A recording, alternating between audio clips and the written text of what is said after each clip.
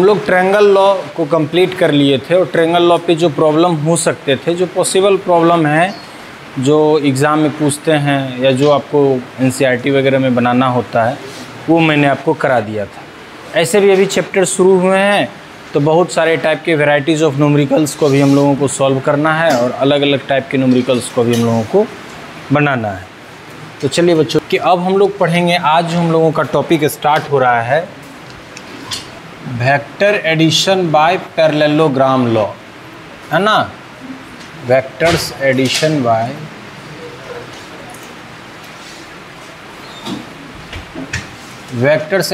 Parallelogram law, यानी parallelogram law के द्वारा हम लोग दो वेक्टर्स का हम लोग रिजल्टेंट कैसे निकालते हैं, ये हम लोगों को आज पढ़ना है। जैसा कि आपको ध्यान देना है कि मैंने आपको ट्रायंगल लॉ में भी जो पढ़ाया, तो ट्रायंगल लॉ में भी मैंने आपको क्या बताया कि दो वेक्टर का हम लोगों को अगर रिजल्टेंट निकालना है तो हम लोग दो वेक्टर का भी अगर रिजल्टेंट हम लोग को निकालना है तो हम लोग यूज़ करते हैं ट्रायंगल लॉ के द्वारा, और दो वेक्टर के ही रिजल्टेंट निकालने के लिए हम लोग पैरेललोग्राम लॉ का भी यूज़ करते हैं। लेकिन मोर देन टू वेक्टर्स के रिजल्टेंट निकालने के लिए आपको मैंने पॉलीगन लॉ बताया है। तो चलिए आज पैरेललोग्राम लॉ में क्या है, इसमें क्या जानना होता है, इसको हम लोग देखते हैं, सीखते हैं, समझते हैं। पैरेललोग्राम में मैंने आपको जानकारी दिया है, सब लोग ध्यान से एकदम अपडेट रहिए कि अगर मान लीजिए हमारे पास दो वेक्टर हैं, वेक्टर ए और वेक्टर बी, दो वेक्टर अगर हमारा है और इनका अगर रिजल्टेंट हम लोगों को पैरेललोग्राम लॉ के द्वारा, पैरेललोग्राम लॉ का यूज़ करके अगर बनाना है तो हम लोग इसमें क्या करते हैं कि वेक्टर ए के टेल से ही वेक्टर बी के टेल को जोड़ते हैं, ठीक है। तो स्वाभाविक है कि वेक्टर बी का जो डायरेक्शन दिया हुआ रहेगा हम उसके अकॉर्डिंग यहाँ से वेक्टर बी को हम लोग ड्रॉ कर लिए। तो ये आपका आ गया वेक्टर ए और ये आपका आ गया वेक्टर बी। अब जब इसको आप ड्रॉ कर लेते हैं तो मैंने आपको बताया कि वेक्टर बी के हेड से, कहाँ से, वेक्टर बी के हेड से वेक्टर ए हम ड्रॉ करते हैं जो कि वेक्टर ए के आपका पैरेलल, ठीक है। और फिर वेक्टर ए के हेड से हम लोग फिर से वेक्टर बी के पैरेलल हम लोग ड्रॉ करते हैं, और ये मेरा वेक्टर बी और ये वेक्टर ए। ये कैसे ड्रॉ करना है इसके बारे में मैंने बता ही रखा था कि चूँकि आपका वेक्टर बी और वेक्टर बी पैरेलल हैं तो जो इंक्लिनेशन एंगल आपका यहाँ का होगा वही एंगल आपका यहाँ का होगा, और इसको आप इजीली ड्रॉ कर सकते हो। समझ गए, इसको आप इजीली ड्रॉ कर सकते हैं। अब चलिए तो ध्यान देना है कि आपको यहाँ पर वेक्टर ए के साथ वेक्टर बी का जो एंगल दिया हुआ रहेगा इसको हम लोग क्या मान लेते हैं, थीटा मान लेते हैं। क्या मान लेते हैं? अब वेक्टर ए के हेड से, वेक्टर ए के हेड से, ये तो आपने इतना अपना कंप्लीट कर लिया। तो अब हमने क्या किया कि वेक्टर ए को हम लोगों ने यहाँ पे पहले ड्रॉ किया, फिर वेक्टर बी को हम लोगों ने ड्रॉ किया, ठीक है ना। अब हम क्या करते हैं यहाँ से कि ए और बी के टेल से ए और बी के हेड वाले इंड को मिलाते हैं और ये मेरा देता है लेके रिजल्टेंट, ये देता है आपको आर वेक्टर। ऐसा करके मैंने ग्राफ में आपको नोट करा दिया है। अब कंस्ट्रक्शन के पर्पज़ से, सॉल्यूशन के पर्पज़ से इसमें भी हम लोग वेक्टर ए के हेड से एक इमेजिनरी लाइन को आगे बढ़ाते हैं और फिर वेक्टर बी के हेड से हम इस इमेजिनरी लाइन पे परपेंडिकुलर ड्रॉ करते हैं। इस पे क्या ड्रॉ करते हैं हम लोग, परपेंडिकुलर ड्रॉ करते हैं, और इसका नाम मान लीजिए हम लोग रख देते हैं एम, इसका नाम रख लेते हैं एन, इसका नाम रख लेते हैं ओ, और इसका नाम रख लेते हैं पी। कोई दिक्कत? हमने अलग अलग मान लीजिए कि नेमिंग कर दिया, ठीक है। तो देखिए, तो अगर आपका ये एंगल थीटा है तो ये भी तो एंगल आपका थीटा होगा, हाँ या ना। नेम हम लोग ओ, एम, एन और पी, इसका नाम मान लीजिए हम लोग रख दिए क्यू। ये डायग्राम आपका पैरेललोग्राम लॉ का। तो पैरेललोग्राम लॉ में ग्राफिकली अगर बोले तो हम लोग ए वेक्टर को पहले ड्रॉ करते हैं, फिर ए वेक्टर के टेल से बी वेक्टर को ड्रॉ करते हैं, फिर बी वेक्टर के हेड से ए के पैरेलल हम लोग ए वेक्टर ड्रॉ करते हैं, और ए वेक्टर के हेड से बी के पैरेलल बी वेक्टर ड्रॉ करते हैं। हमारा कंप्लीट बनता है पैरेललोग्राम। पैरेललोग्राम में हम लोग जो दोनों टेल का जो पॉइंट है वहाँ से जो ए और बी का हेड पॉइंट है वहाँ तक हम लोग डायगोनल जो ड्रॉ करते हैं, तो वो डायगोनल जो हमारा है वो वेक्टर ए और बी का रिजल्टेंट वेक्टर है। डायगोनल जो हमारा है वो वेक्टर ए और बी का क्या है, हमारा रिजल्टेंट वेक्टर है। चलिए तो बाबू ध्यान देना है। अब मैं इसका सॉल्यूशन करता हूँ और इस पे आप लोग सीखेंगे, जहाँ कन्फ्यूजन होगा वहाँ पूछेंगे कि फ्रॉम फिगर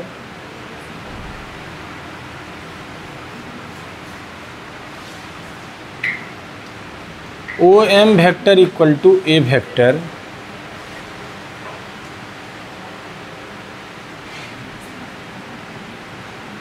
ए वेक्टर, यानी ओ एम को अगर हम लोग वेक्टर फॉर्म में लिखेंगे तो ओ एम वेक्टर, और इसका अगर सिर्फ हमको परिमाण चाहिए तो इसका मॉडुलस निकालेंगे, इसका मैग्नीट्यूड चाहिए तो हम इसका मॉडुलस निकालेंगे जो कि ए के मॉडुलस के इक्वल होगा। फिर नेक्स्ट हमारा ध्यान देना है O Q vector equal to B vector.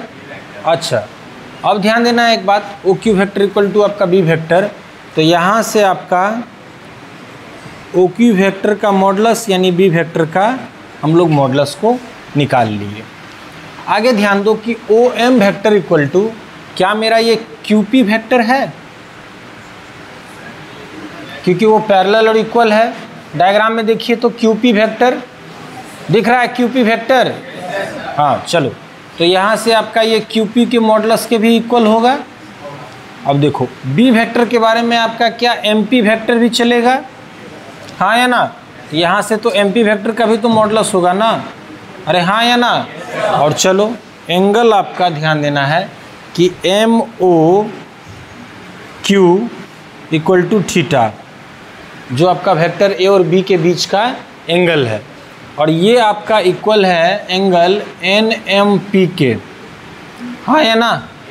और चलो लास्ट में आपका ध्यान देना है कि ओ पी जो वेक्टर आपका है ये आपका क्या रिजल्टेंट वेक्टर ना, तो ओ पी वेक्टर को हम लोग मॉडुलस में लेंगे तो रिजल्टेंट का भी मॉडुलस आ जाएगा, और डायरेक्शन ऑफ जो रिजल्टेंट वेक्टर है वो आपका एम ओ पी, जो कि एंगल आपका क्या है बीटा। इतना आपको डायग्राम में मिला हुआ है,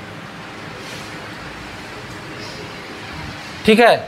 ये सारी बातें डायग्राम में पहले से आपको मेंशन है और इसके बारे में आपको पहले से जानकारी भी है।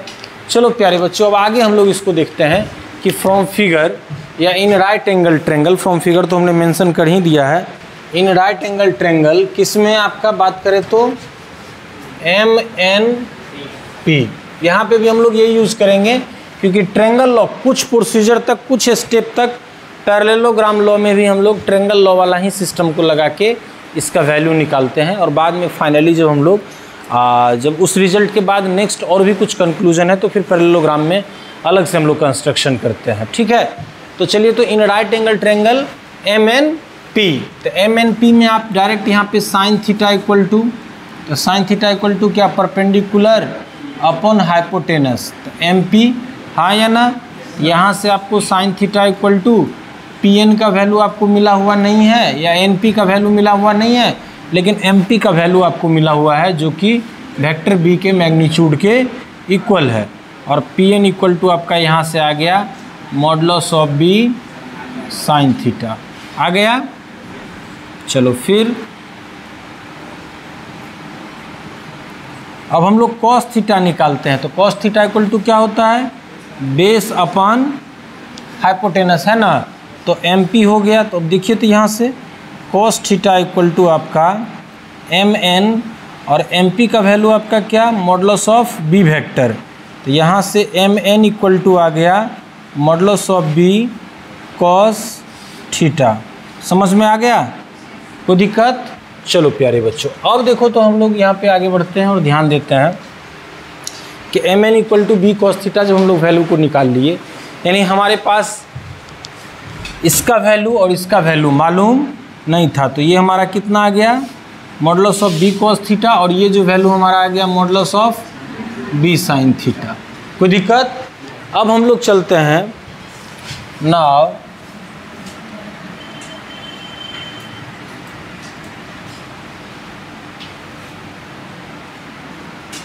राइट एंगल ट्रायंगल किस में बाबू रे एन ओ पी, हाँ या ना, NO3 में देखो तो OP का स्क्वायर, ध्यान देना है, OP का स्क्वायर इक्वल टू आपका ON का स्क्वायर प्लस NP का स्क्वायर या PN का स्क्वायर।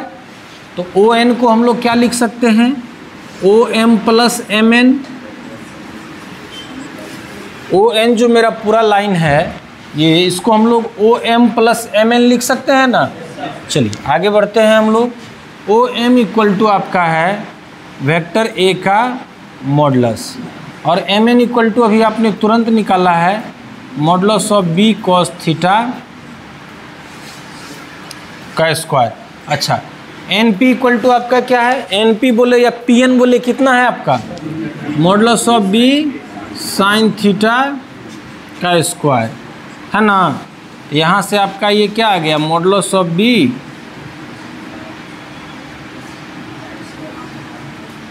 ठीक है। अब चलो तो यहाँ से अब हम इसको अलग अलग कर दें, A प्लस बी के होल स्क्वायर पे इसको फैक्टर कर दें। तो देखिए तो यहाँ पे मॉडुलस ऑफ A का square plus modulus of B का square cos square theta plus 2 modulus of A modulus of B cos theta और plus modulus of B sine square theta, modulus of B का square sine square theta. समझ रहे हो। आगे ध्यान देना है बच्चों, ध्यान देना यहाँ पे कि आपका जो ये OP जो है ये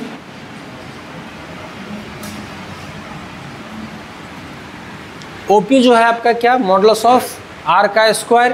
तो यहाँ से आपका आ जाएगा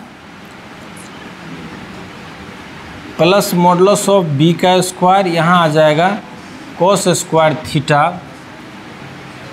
plus sine square theta plus 2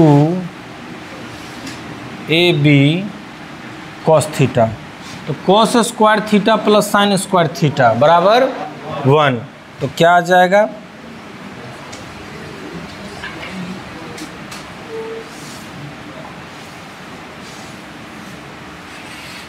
ठीक है, प्लस 2A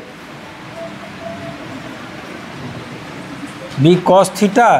तो यहाँ से आपका R वेक्टर का मॉडुलस इक्वल टू स्क्वायर इस साइड आ जाएगा। तो मॉडुलस ऑफ A का square plus modulus of B का square plus 2AB cos theta. ये तो आपका रिजल्टेंट का वैल्यू आपको आ गया कि रिजल्टेंट कैसे आप निकालेंगे, इसके लिए आपको फॉर्मूला मिल गया, ठीक है। अब चलो तो हम लोग यहाँ से डायरेक्शन निकालते हैं।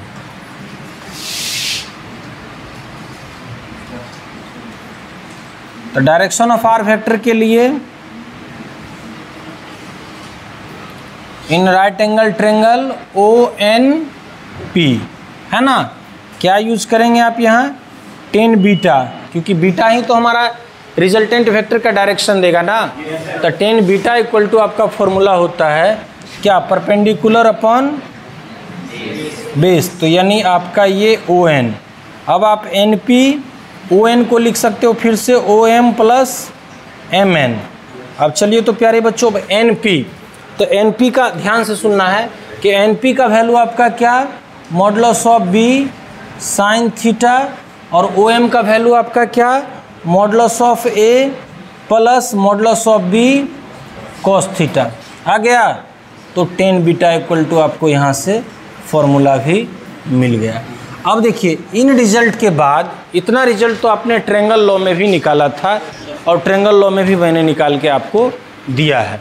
तो ये तो हो गया कि भाई रिजल्टेंट का मैग्नीट्यूड हम लोग निकाल लिए और रिजल्टेंट का हमने डायरेक्शन को निकाल लिया। ये बातें तो हम लोगों को पहले से पता है। अब चलो इसमें आप स्पेशल केस, तो जो मैंने आपको स्पेशल केस ट्रायंगल लॉ में मैंने नोट कराया, case 1 when theta equal to 0 degree when the two vectors lies in a same direction या acting in a same direction. तो हम क्या करेंगे कि दोनों वेक्टर के मैग्नीट्यूड को ऐड कर देंगे और उसका जो रिजल्टेंट होगा वो दोनों वेक्टर का जो डायरेक्शन होगा वही आपका रिजल्टेंट का भी डायरेक्शन होगा। इसके करके मैंने आपको बताया। When the two vectors acting perpendicular to each other, उसमें हमने जो निकाला है कि परपेंडिकुलर में तार equal to root under A square plus B square और direction tan beta equal to B by A या A by B, B by A।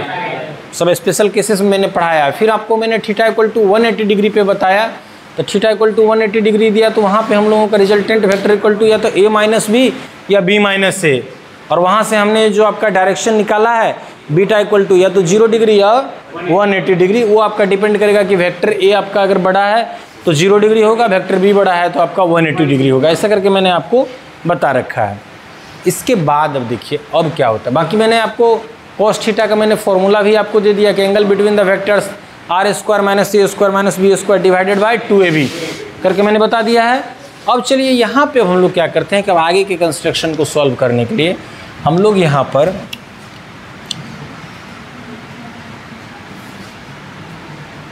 ध्यान देना है कि हम लोग यहाँ पे कंस्ट्रक्शन करते हैं कि draw a perpendicular from point M, सुन रहे हो, from point M to line OP is T।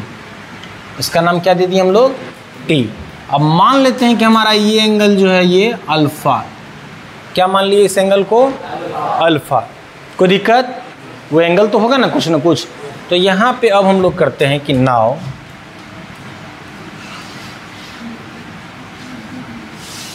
Draw MT perpendicular to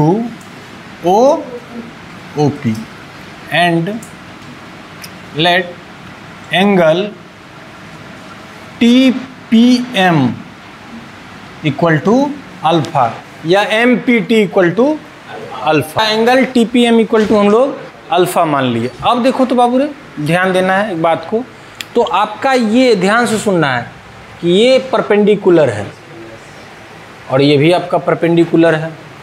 in triangle, ध्यान देना है, इन राइट एंगल ट्रेंगल PTM ना, तब PN इक्वल टू हम लोगों को कितना मिला हुआ है, तो मिला हुआ है ना, इसको हम लोग मान लेते हैं इक्वेशन A। कोई दिक्कत, चलो यहाँ पे ये बात को मेंशन कर लेना है।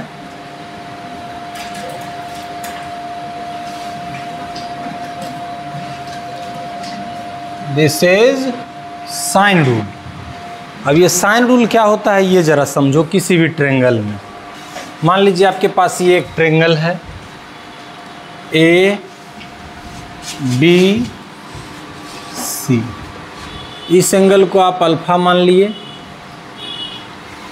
सुनो रे प्यारे बच्चों, इस एंगल को आप क्या मान लिए, बीटा। तो स्वाभाविक है जो ये एंगल आपका होगा और इसको आप मान लिए गामा। अब देखिए तो यहाँ साइड आपका A बाय साइन अल्फा है ना, तो A जो है आपका वेक्टर है वो तो OM वेक्टर को रिप्रेजेंट कर रहा है। तो देखिए AB, अब AB से कौन सा एंगल नहीं बन रहा है, AB की साइड के सामने वाला एंगल कौन है, sine gamma, equal to BC के सामने वाला एंगल अल्फा है ना, और AC के सामने वाला एंगल साइन 180 माइनस थीटा बराबर क्या होता है, ठीक है।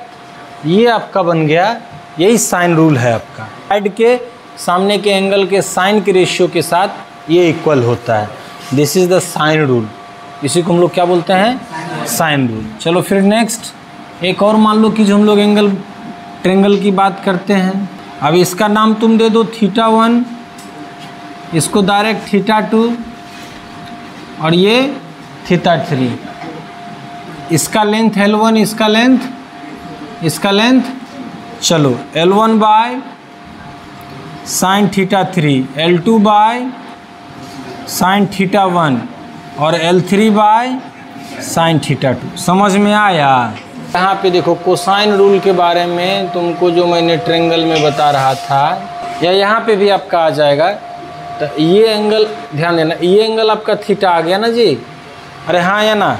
या यहाँ से एक और मान लो कि जो हम लोग पैरेललोग्राम अगर बनाते हैं तो ये हमारा मान लो कि जो ये भी थीटा रहेगा, तो कोई दिक्कत। थीटा में तो यहाँ पे आप परपेंडिकुलर को ड्रॉ किए हैं, तो ये आपका R वेक्टर है, ये आपका A वेक्टर है, ये आपका B वेक्टर है, B के पैरेलल ये भी आपका बी वेक्टर ए के पैरेलल आपका ये ए वेक्टर है, कोई दिक्कत? तो आप इसको बी कॉस थीटा, इसको आप बी साइन थीटा ले लेते हैं। कॉस थीटा इक्वल टू जो आप निकालते हो किसी भी ट्रायंगल में, कॉस थीटा इक्वल टू जो हम लोग यहाँ निकाले हैं कि r square minus a square minus B square by 2ab by sine alpha equal to b by sine beta equal to r by sine theta. यहाँ से आ गया। अब चलिए यहाँ से देखिए कि हम लोगों को कौन कौन से रिजल्ट आते हैं। ये तो आपको ट्रायंगल के अकॉर्डिंग मैंने बता दिया कि किस किस ट्रायंगल में क्या वैल्यूज़ होते हैं, वो आपने यहाँ कर लिया। अब यहाँ पे देखिए तो अब हम लोग यहाँ से क्या लिख सकते हैं कि b by sine beta equal to r by sine theta. तो मान लीजिए कि हम लोगों को कोई वेक्टर दिया हुआ है, दो वेक्टर दिया हुआ है, रिजल्टेंट का भी वैल्यू दे दिया हम लोगों को और वेक्टर बी का भी वैल्यू दे दिया, और वेक्टर ए और बी के बीच का जो एंगल बन रहा है वो भी दे दिया। तब आपसे पूछ रहा है कि डायरेक्शन क्या होगा, तब आपसे पूछ रहा है डायरेक्शन क्या होगा। तो चलिए यहाँ से ध्यान दीजिए, साइन बीटा इक्वल टू आपका हो जाएगा बी साइन थीटा बटा आर, हाँ या ना? और यहाँ से चलिए आपका आ जाएगा ये बी साइन थीटा बटा रूट अंडर प्लस 2ab, ये हो जाएगा, इसमें कोई दिक्कत? तो आपको अब ध्यान देना है कि क्वेश्चन में ज़रूरी नहीं है कि अगर मान लीजिए टेन बीटा इक्वल टू हमारा 2 आता है तो हम बीटा इक्वल टू क्या लिखते हैं, टेन इन्वर्स 2 लिखते हैं। तो ये ज़रूरी नहीं है कि हम लोगों को हर जगह ऑप्शन जो है वो टेन इन्वर्स में ही दिया हुआ रहे। कभी कभी आपको ऑप्शन साइन इन्वर्स मान लीजिए 3 लिखा हुआ है, तो उस कंडीशन में आपको ये वाला फॉर्मूला निकाल के बनाना होगा। इसमें आपको दिया हुआ रहेगा कि if there is a 2 vector that is 2 Newton and 3 Newton of resultant is 4 Newton and the angle between the vectors is 120 degree, 60 degree, 40 degree, 45 degree, then find the direction of resultant vector। आपको ए vector भी दे दिया, B vector भी दे दिया, vector A और vector B के बीच बनने वाला angle का वैल्यू भी दे दिया, रिजल्टेंट का भी वैल्यू दे दिया। अब आपसे पूछ रहा है कि भैया रिजल्टेंट का डायरेक्शन क्या होगा, then we can find only in the terms of sine. तो फिर साइन बीटा इक्वल टू हम लोग ये फॉर्मूला का यूज़ करेंगे। और देखो तो क्या हम लोग को यहाँ से फॉर्मूला क्या बन सकता है दिख रहा है। अच्छा, यहाँ से हम लोग आर का भी वैल्यू निकाल सकते हैं। अगर मान लो रिजल्टेंट का अगर डायरेक्शन दिया हुआ रहेगा तो कई सारे रिजल्ट हम लोग को यहाँ से निकलते हैं। देखो तो इसमें आपका क्या b sine theta by sine beta equal to आपका आर का भी तो वैल्यू मिल गया ना, यानी आप रिजल्टेंट का भी वैल्यू निकाल लिए। अगर आप चाहो तो साइड ए का वैल्यू निकालना या बी साइड का वैल्यू निकालना तो आप वो भी निकाल सकते हो, समझ गए। अगर मान लो अल्फा निकालना ही है तो हमको बीटा मालूम है, ये मेरा 180 माइनस थीटा है, तो हम ये नहीं निकाल लेंगे कि एक राइट एंगल ट्रायंगल में तो टोटल आपका सम 180 डिग्री होता है ना, तो हम उससे तो अल्फा ऐसे ही निकाल लेंगे, या अल्फा निकल गया थीटा निकल गया तो बीटा हम ऐसा ही निकाल लेंगे।